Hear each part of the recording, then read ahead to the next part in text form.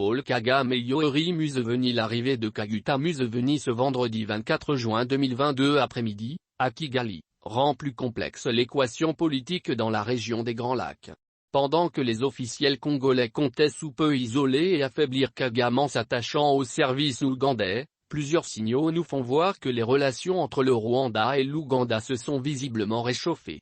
L'intervention des troupes ougandaises à Bunagana pour venir en soutien aux troupes rwandaises, l'exigence de Museveni de voir la force neutre de l'EAC être collective, à savoir impliquant en son sein les troupes rwandaises et, cerise sur gâteau, la visite du leader ougandais à Kigali cet après-midi sont autant de signes illustratifs du renforcement de l'axe rwando-ougandais dans un contexte particulier des opérations militaires en RDC.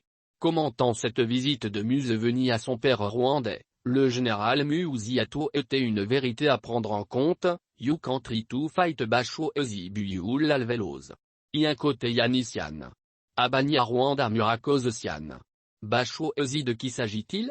Il s'agit justement d'une lignée héroïque des Banyarwanda à laquelle sont prêtées de nombreuses conquêtes militaires. Lignée de laquelle prétendent descendre les deux présidents qui promettent des défaites cuisantes à tout peuple qui osera leur livrer bataille.